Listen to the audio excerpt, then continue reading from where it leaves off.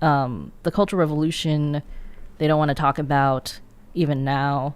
Right after Mao died, they admitted that he was 30% wrong, but 70% right. And then they blamed it on his wife and the Gang of Four. So they basically found other scapegoats that they could use so that they could still use Mao as like the great helmsman. And that gives you an idea of how bad the Cultural Revolution was. The party does not admit any wrongdoing. Wow. And it was so bad that they were like, okay, maybe Mao was not like 100% on the ball with that. But it was his wife mostly. So I have a friend. I have a friend in Ukraine, and she was telling me how when I was at her apartment, it's like these old Soviet communist block buildings that neighbors who would have disputes, the easy way to resolve a dispute was they would just call the police and say, my neighbor is bad mouthing the party.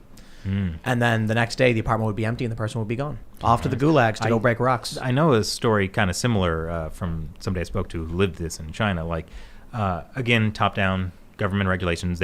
Mao said there was a specific number of percentage of the population in each area that would be counter-revolutionaries.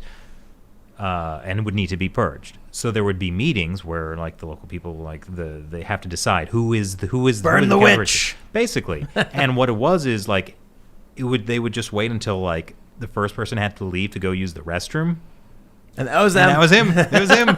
My grandfather actually got arrested in China, not during the Cultural Revolution. You have to understand that the Cultural Revolution was the biggest and worst of these political campaigns, but they never stopped.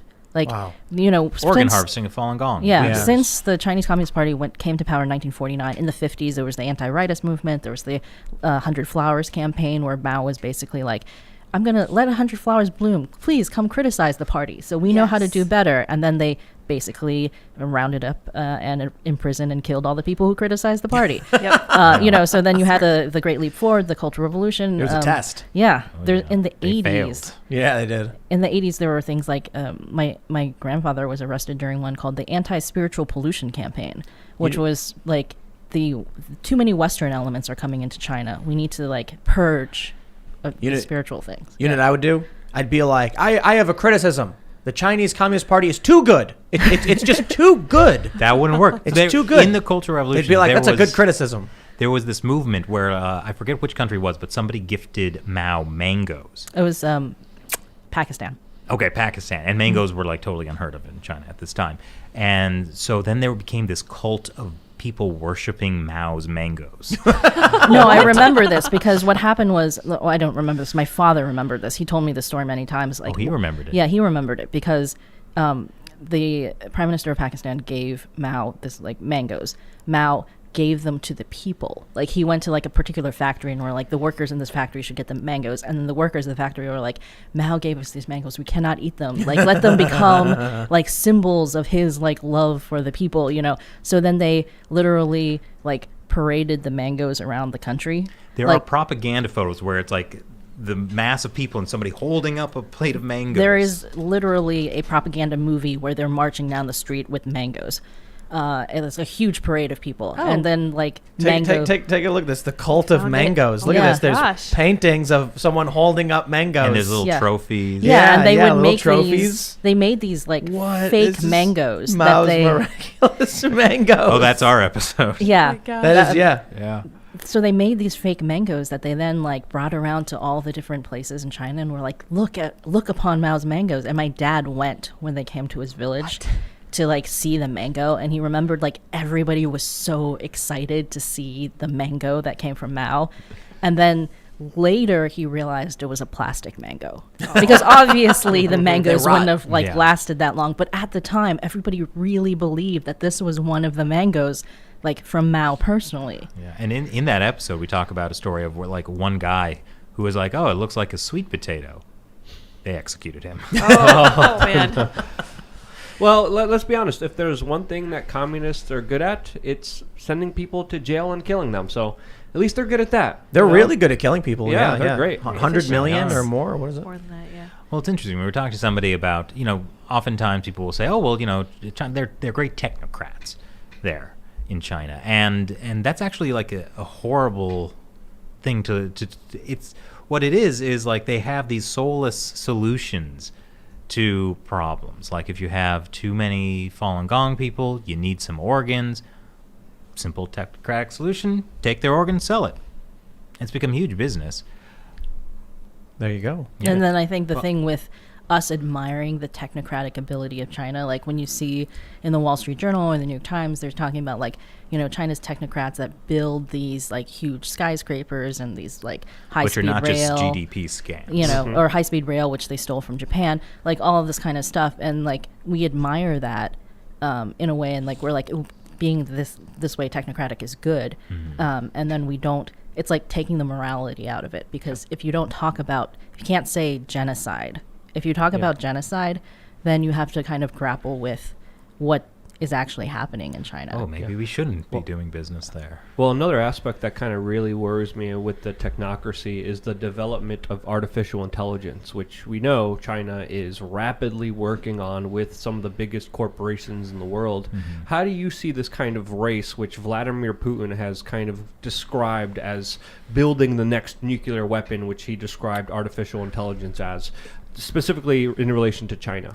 Well, it's not just AI. There is this bigger problem of China. The Chinese Communist Party obviously has no moral regulations on things, so they're able to invite scientists from around the world to come to China and do.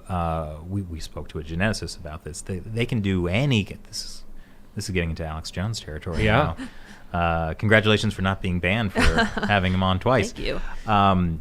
But yeah, they offer scientists and businesses from around the world just unlimited sums of money to do whatever. And, because there are no privacy laws in China, these big tech companies can have access to data that would be illegal in, like, the United States. You know, the best organ transplant breakthroughs in the past decade have come from China. Wow. Oh. But because people don't believe that the forced organ harvesting is happening there, even though there is copious amounts of evidence that this is happening. For example, I remember this specifically, the Kunming Kidney Disease Center had a promise that if the first transplant didn't work, they would keep doing them until it did work. Wow. And wouldn't charge you. And if you know anything about transplant, it is impossible to have like a bunch of kidneys lined up. Yes. Yeah, there was a story at that first broke. you don't succeed. Yeah, there was a story Gosh. that broke this summer where a Chinese woman who lived in Japan had to go back to China for. This is a heartwarming story. Yes, for a heart transplant. It took them 3 hearts before she got one that she could that worked, and it was actually portrayed in Chinese state-run media as this great thing that she was the country cared about her so much, the party cared about her so much that they brought her from Japan and they gave her hearts until it worked, and they accidentally admitted that they had this organ bank of prisoners or whatever. We at least I've laughed at some pretty dark things, but it's the sheer absurdity of how awful it is, and it's just keeps happening. It's been happening. I mean, how the insane stories that we have go back when did this all start happening in China? Which specifically are you talking Just about? like the Communist Party. Oh, the Communist Party was doing insane things even before it successfully Yeah, conquered so China. We have stories going back. How many years is it now? Is it 80? It's 70, 100 years 100 years. since the party, really. Mm-hmm. Yeah. 100 years of the most psychotic things you've ever heard, and it's only getting worse, it seems. With new technology being given by the West. Yeah. And we sit here today, and how long have these concentration camps been going on? At least since, 2017? Well, if you're talking specifically about the Uyghurs. Probably Yes. since 2015, they really started But it was to round people up. Falun Gong before that. Falun Gong in 1999. Mm-hmm. Yeah. And that was like black jails or just the prison systems, military hospitals. We were supposed to, never let something like this ever happen again. The people of the world. We've let it happen twice Yeah. within the last 20 years. Yeah. Right. Yeah.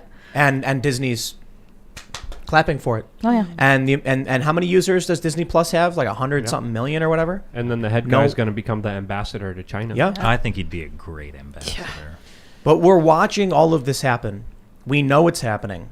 And for some reason, it's just going to keep happening. Well, the media has completely failed on the story of organ harvesting. That you only really started to see any reporting on organ harvesting in the past year after a group called the China Tribunal which was led by a guy named Sir Jeffrey Nice, who oversaw the war crime trial of Slobodan Milosevic. They spent like a year. They spent like a year looking into it and like ruled like this is definitely happening. This is not a conspiracy. This isn't something being made up. And they're in this tribunal. There was an interesting story where a former New York Times reporter, Didi Kirsten Tatlow, was in China. She said she overheard officials talking about organ harvesting. It was 2 doctors. She was at she was doing stories about organ harvesting, but not related to the forced organ harvesting, related to the idea that China was going to start using organ donors, which is a lie. And then she said, okay, she was at a dinner with these 2 Chinese doctors, and like they were talking about this, like the fact that the Chinese government had said they're no longer going to use prisoner organs. And then one of the doctors said to the other, we can't use prisoner organs. And the other doctor said no. And then the other doctor was like, what about prisoners of conscience? And the other doctor was like, no, can't use those anymore either. And then she heard them say this in front of her. And then she went to her editors and was like, at the New York Times, I would like to look into this forced organ harvesting thing, because I think, I overheard this conversation. There's something weird with the numbers. Like, I would like to look into the story. And she was discouraged from looking into the story. She was told, is there really anything new here? Also, the people who talk about organ harvesting are on the outer fringes of advocacy. Yeah. Like a nice way of saying that these are only like crackpot conspiracy theorists, people who believe in this. And so she was about that, huh? discouraged from looking into this. The New York Times still has not covered the tribunal as far as I've seen. And then basically she also thinks that bringing this up was one of the reasons she didn't get a promotion later, because her editors were so upset about this. It's how the game is played at these media companies. Don't rock the boat. We want to make money. So especially right now in media, one of the stories we covered the other day is that CNN's president Jeff Zucker is probably going to quit. I mean, he's thinking about it. They say it's because he's having a bit of a fight with his boss, but come on, no Trump, no ratings. They found a really, really easy path that was only somewhat controversial. You're not going to make any of your advertisers angry. You're not going to make any foreign countries angry. You're not going to risk your circulation in certain places. If you just rag on Trump 24/7, you'll make money. Easiest path to cash. No real journalism required. And that's what we ended up with.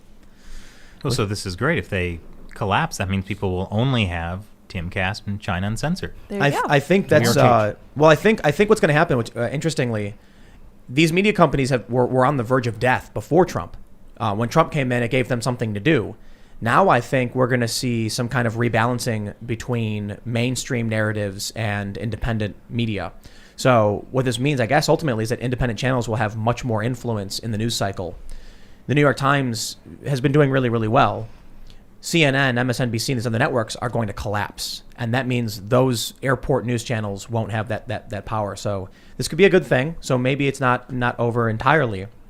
But I do think I think the Democrats are going to take Georgia. Trump's not on the ticket. And for the Senate, you mean? For the Senate, right. Without Donald Trump on the ticket, Trump supporters are not going to back Mitch McConnell and the Republicans. The Republicans certainly will. Trump supporters are telling Mitch GTFO. So if the Democrats end up taking everything, and we have a president who is, in my opinion, compromised by China, but at the very least, we'll call him sympathetic based on the people you mentioned that he surrounds himself with, I think China's going to get carte blanche. They're going to do what they want, and U.S. won't stand in their way. If anything, U.S. is going to help them. The New York Times just put out a piece today about how to reset the relationship with China. Yeah, and it was full of advice from people from Goldman Sachs and Citigroup and wonderful. Huawei. And Huawei, yeah. Thanks for checking out this clip from the Timcast IRL podcast. We do the show live Monday through Friday at 8 p.m., so come back to check us out when we go live. Don't forget to subscribe, hit the like button, hit the notification bell, and we are also available on all podcast platforms for free if you want to listen to us there. Thanks for hanging out, and we will see you all next time.